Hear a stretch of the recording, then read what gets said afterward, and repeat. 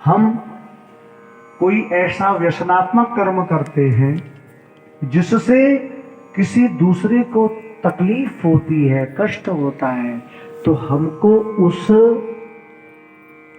व्यसन को तुरंत ही छोड़ देना चाहिए, त्याग देना चाहिए। क्यों करना उसको कि मेरे उस व्यसन को करने से मेरा मित्र कष्ट में है, मेरी पत्नी कष्ट में है, मेरे बच्चे कष्ट में हैं, उनको तकलीफ होती है। छोड़ देना चाहिए उसको, तत्काल त्याग देना चाहिए। इसी का नाम है सुख, इसी का नाम है आनंद। तो बात यह है कि हम ऐसा कर्म करें ही क्यों जिससे दूसरा दुखी हो, और दूसरा दुखी होकर वह अपनी उस व्यष्टि चेतना से हमसे कुछ अपशब्द कहे या कोई ऐसे बुरे भावना हमारे प्रति रखे। ऐसा कर्म करो ही मत। आज चंद्रमा ने केवल पति सुख जो दिया, केवल रोहिणी को दिया। अब जो अन्य स्त्रियों के साथ विवाह समभाव रखना चाहिए। देखो, संसार में रिश्ते बनाना बहुत सरल है, संसार में रिश्ते बनाना बड़ा सरल है, लेकिन उनको निभाना बड़ा कठिन है। रिश्ते उतने ही बनाने चाहिए जिसको आप बड़े प्रेम से निभा सको। बोलिए ओम नमः शिवाय।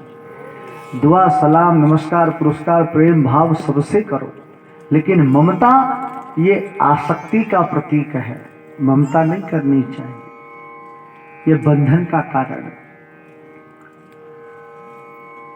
ममता बांधती है, बंधन देती है। मन एवं मनुष्याणाम कारण बंध बंध मोक्षयो। ममता बंधन करती है। 3 चीजों में बहुत ज्यादा ममता होती है व्यक्ति की, धन, स्त्री और पुत्र। जर चौल, जर मकान, मेरी पत्नी।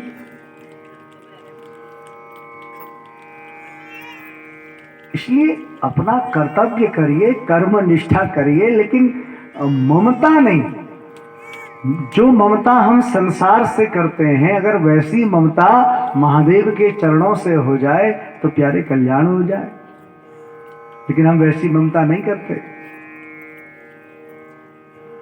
इसलिए शास्त्र कहते हैं कि ममता का त्याग करो, प्रेम सबसे करो, प्रेम। क्योंकि प्रेम जो है ये परमात्मा का ही एक रूप है, परमात्मा का ही एक स्वरूप है। प्रेम मिलाता है, ममता बांधती है। आज चंद्रमा की जो आसक्ति है केवल और केवल रोहिणी में। शिकायत कर दी, श्राप दे दिया दक्ष ने, जाओ तुम क्षय रोग से ग्रसित हो जाओ। देवताओं के कहने पर चंद्रमा महादेव की शरण में गया और एक दिव्य स्थान पर इसने महादेव का एक शिवलिंग बनाया, और शिवलिंग बना करके ये चंद्रमा निरंतर भगवान की आराधना करने लगा, महादेव की आराधना करने लगा कि हे प्रभु, मैं आपकी शरण में हूं।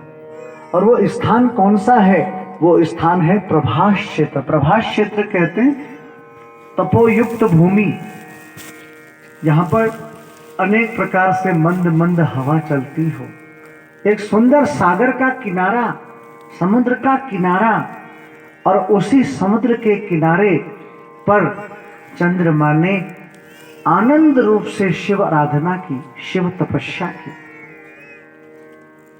और शिव तपस्या करते हुए बड़े सुंदर भाव से वंदे जगत कारणम वंदे पन्नगभूषणं मृगधरम वंदे पशूनां पतिं वंदे सूर्य शशांक वहनि नयनं वंदे मुकुंदम प्रियम। और अनेक प्रकार से शिव आराधना करते हुए चंद्रमा महादेव से कहता है अब सौंप दी